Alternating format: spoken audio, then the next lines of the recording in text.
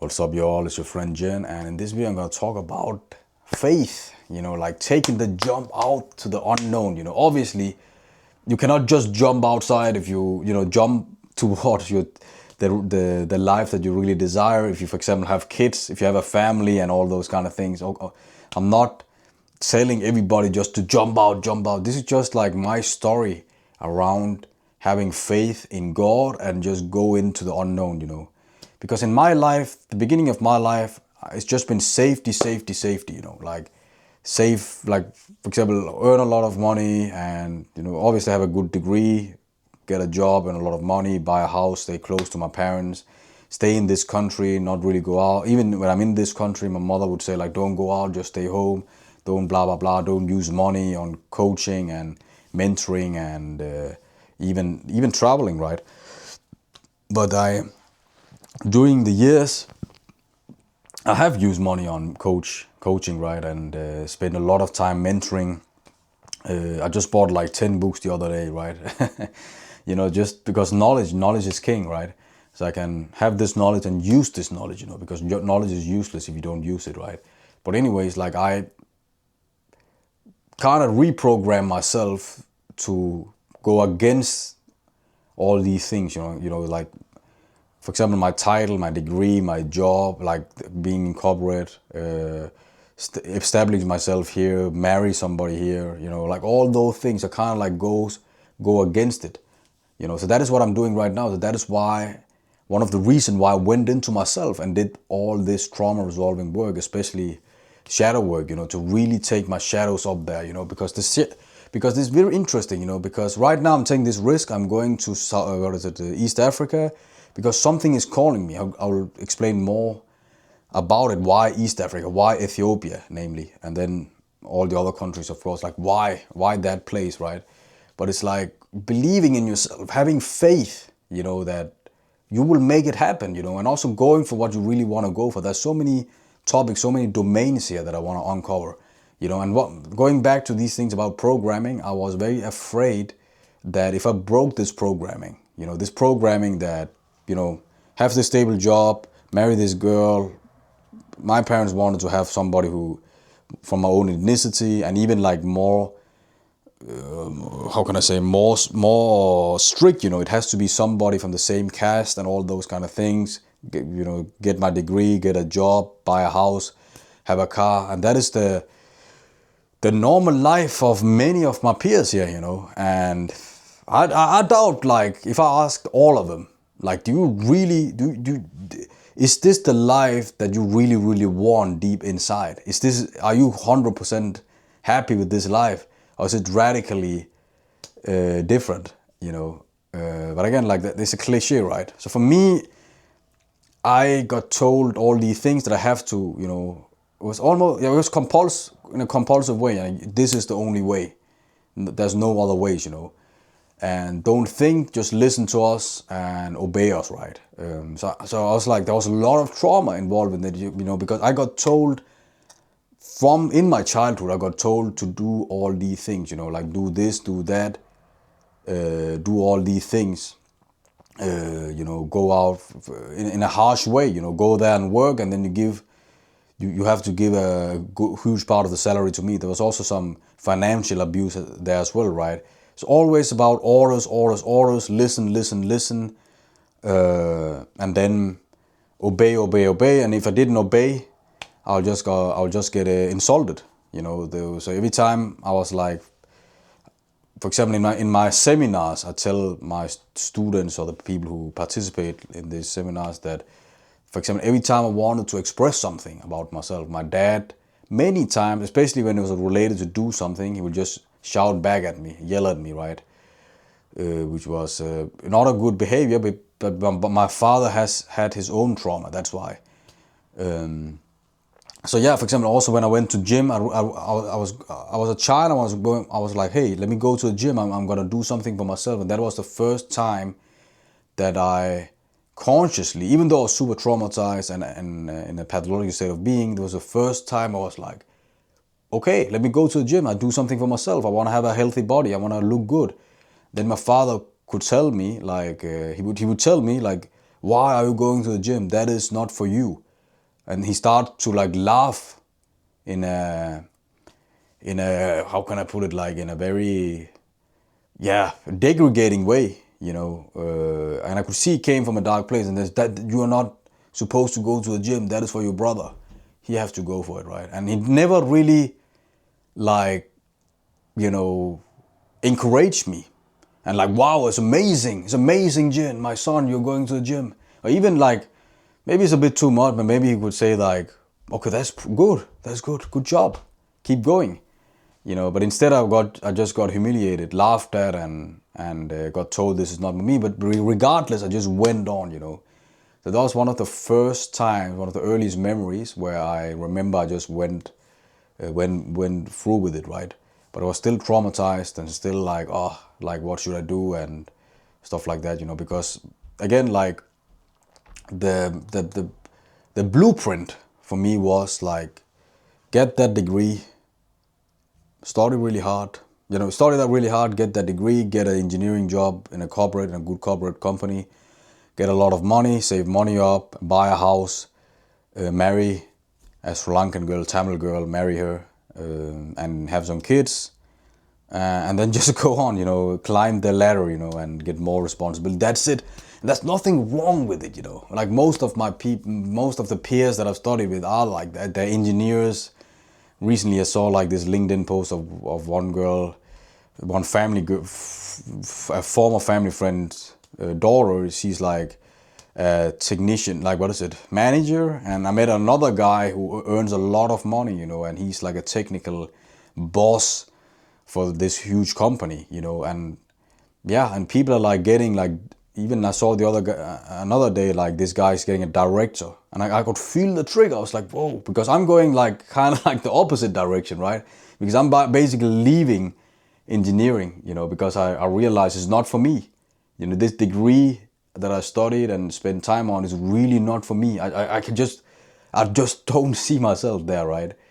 But on top of that, I really don't see the life that I got programmed so heavily at. And every time I defied from this programming, I got insulted and I would be afraid. And then I was like, okay, fuck, let me just study. Okay, let me just study.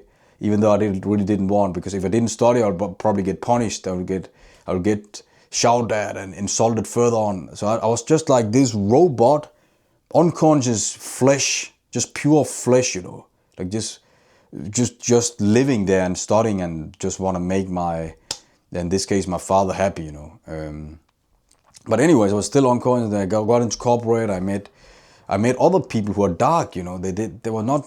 I also met positive people, but at the end, it's just an extra bonus, Maybe that was a sign from the universe too, because I met these people at corporate who just snitched, snitched, was envious and stressed, a lot, I hated that job. I had one colleague, she just outright said that she just really hates her job. She's just waiting until the day ends, right? It's just unbelievable. What are you doing? But it's tough, like it is not easy. It's not easy, like these programmings are not easy to, break. So anyways, I was happy that I found these angels, I found these two, in the beginning, two beautiful, magnificent angels, that one told me how to meditate. It's actual people, it's two of my best brothers, my closest brothers till this day. So they kind of opened up the portal and changed my life, I was, also because at that time I was going to gym, and then I was like, okay, I also want to be better at talking to people, and facing my fears, especially around socializing. And then I met these people, who kind of like, okay, Jen, we know that you want to socialize, you want to talk to people, blah, blah, blah, especially females, because I was very scared to talk to females. And they were like, do you know what? Forget about all that. Forget about it. You need to fix yourself. They could see as the only ones, actually. I just realized it now. They could see it. They were the only ones who could see through me. Which is pretty interesting that I didn't feel good. Maybe, okay, we all screens, right, at the end of the day. This I have from this beautiful book by Gay Hendricks, Conscious Loving. I can really recommend that. But we are merely screens. But even though we are screens, these guys were right, because they're the first one and only ones at that point who said to me like, hey, Jin, you don't feel good, you're not happy. What are you doing? Trying, chasing validation and acceptance. And at that time, I had this corporate job, and at this corporate job, I had this boss who was very stressed, very, unfortunately, not super, how can I say it? Like he had a really, really good heart, but he had his own things, not, which is not, yeah. And the environment was not like the best place to be at either, yeah, without saying too much, like it was just like a very depressing place to be at, and I forced myself to work. And then one of my friends, mentors, I would say, both of these guys were my mentors, and later on my best friends, so one of them said to me like, Jin, quit that job, and then I was like, so that was the first time I kind of, in recent times, where I had to break the chain, because I was so afraid of what would my parents say? Is it a really good idea? Shouldn't I just stick to this thing? What is all this about? Do I even have a say in all this? Like, I'm not happy, but I'm still earning good, okay money, like, shouldn't I just stay in it? There were so many insecurities, because this is breaking programmings, maybe ancestral programmings, right? Because I'm going my own way, and that is what also what this video is about. Because then I started to break these chains, quitting job after job, and getting away from engineering, realizing this is really not me, like, this is really not me. And getting out of, even these relationships that I had, like both friendships, but also dating relationships, I started to wake more and more up, because I started to meditate more and more and more. That was one point in my life where I had to understand meditation. What is all this meditation about? And then I started to meditate 1 hour every single day. And this was a task from one of my mentors, and he kind of monitored me. I lived with both of these mentors. And one of them was a meditation guy. So he knocked on my door and like, Jin, have you meditated? He had so much love for me, because he really, really wanted me to grow. So I started to meditate. I went into psychology. I went more into either deeper down into psychology, shadow work. The other mentor kind of helped me with shadow work and a lot of other things, but especially shadow work. So I went into that, and I started to feel more. And that was when I realized the more you heal, the more you go into yourself and you face your darknesses, you face these programmings and the causes of these programmings, and face the people that kind of program you, and have an understanding about why they did as they did, and you confront them. Because obviously, like, many of our programmings are from our primary caregivers, so I went to my father and my mother, and I confronted them. Why? What you did. This is what you did. Blah blah blah. But I forgive you. Like, in my heart and soul, I've forgiven them. Even though I'm still working on my father, because he did a lot of things. So, but it's still going the right way. Because I only have, right now, I mostly have compassion for him right now. Because the things that he went through, major PTSD, suicidal thoughts from the war, from Sri Lanka, ethnic cleansing. That's why my dad my dad in the first place left Sri Lanka, right? But anyway, so all this shedding away the trauma, I started to be more aware. Okay, what is it that I want to do in my life? And I was like, okay, I really want to help people. I want to help people so they are not trapped in their own trauma, so they don't let their trauma and repressed shadows that is formed from trauma, let them control their life, because that is the story of my life. Because when I started to be more and more aware, I started to quit engineering.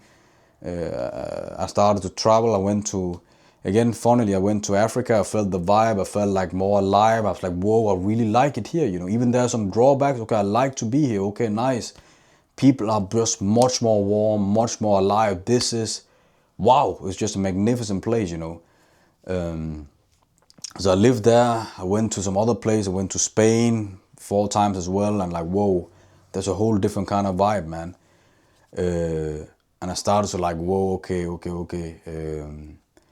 At one point, I also went to Australia and lived there for a year, and I just, you know, I just just worked for myself, you know. I got like a fixed income, nothing really special, and I could just work, you know, wake up, work, talk with a professional that had to help me with my work, who just checked in once every month or something like that to make sure that I'm the right content. That is why I kind of, because it was a project that I did for a company back then. It was an educational project, right? Back then I was like, whoa, okay, imagine if I can just live like this.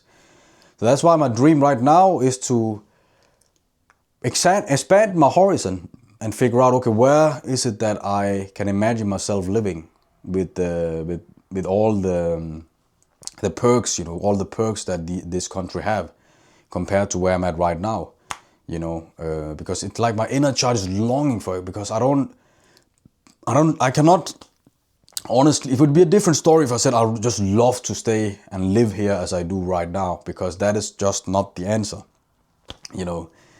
But again, like, happiness is free. I can stay here and love it, but it's just like, why? You know, like, you only live once, and we are here to explore. That is what I believe, you know. We are here to explore life. That's why we are summoned here, you know. We are here to go out there, explore ourselves, and perhaps even, and risk taking is not for everybody, but for me, I also learned, because that is another point, I learned to take some risks, you know. I learned to take a leap of faith, you know, and there's a leap of faith right now, because it's very uncertain. It's not given that I will have automatic success, and I'm like, you know what, let me just jump out there, you know. Especially, I could feel it on my inner child. I was like, also playing the devil's advocate. Okay, am I escaping? No. And I couldn't really say yes to that, right? That it was more like I am living my life, you know. I'm living my life while I'm still healing and learning and growing. Because when I take this risk, I know I am gonna explore a whole different part of myself, you know. I'm really gonna explode within what I am capable to. I'm gonna give myself maximum, you know. And also, it, like, your dream, like the probability for you to make it, for you to live your dream life, it's easier when you're already living it, you know. And this is a quote from, it's not a quote, but it's like something Jen Sincero said around her book around money, actually. It was when I studied my money trauma. That when you're already inside that dream, I'm gonna be inside my dream, you know. I'm very, very excited for that. It's gonna be a lot of challenges, but I'm gonna live inside this dream, and then just perform, create, serve people, while I'm inside this dream, you know. So that's another thing, you know. So it's easier when you're living inside this dream, and then performing and creating and you know, being able to sustain that state, right? So yeah, but also, like, you know, there's no, also, if you believe in God, you believe in the Creator, you believe in this universal intelligence, you can actually have faith within. You can actually, you know, be aware of this faith that this thing has. So, and I always felt like this thing about making my living and making my career is one of God's, if not right now, it's probably God's biggest mission for me. And God has my back, you know. God is with me, you know. And then I thought back on my life where I was about to, you know, where I was much more degenerate, much more unaware, obviously, much more unaware, much more in apathy, and really couldn't feel anything. And I can visit those moments in my life right now when I'm more aware, you know. And that is one of the majestic things about spirituality as well. You can go back to your previous states of being, and I was like, whoa, God really had my back there, you know. Why? And he has my back all the times, you know. I'm like, whoa, why shouldn't he have my back right now, you know, while I'm gonna take this huge risk? So for example, one of them was like this near death experience, you know. Like I was driving this car in this countryside road going to the airport, and I really had to like be there at time because I really didn't want this family member, because we had to receive a family member. Really didn't want her to wait. So I was just like increasing the speed on this road, right? This countryside road, right? And it's like there's only two lanes. There's one for, you know, for one side, like people going this way straight, and then there's one, the other lane is for cars coming from the opposite direction, right? And then I'm like, oh shit, like I'm driving this car, I have my uncle is sitting next to me, I'm driving. My pulse kind of increased because we're getting late, you know, so I can feel the pulse. I just got my driver license as well. And I'm like, okay, am I gonna make it, you know? And then I'm like, okay, let me just press the speed a little bit more, right? And then I see this red car coming on the opposite direction. It's fairly close. It's coming, but I'm like, okay, maybe I can just still make it, you know? And then I go to the opposite lane, and now I'm just facing this red car, and it's just coming closer and closer and closer. And then it is almost inevitable that I'm gonna basically just ran my car straight into this red car, right? But then I can see that I'm just steering, and remember, I'm just steering my wheel a little bit towards the right hand side, going back to the lane that I'm supposed to be at. And then right before that, this beautiful white light just erupts.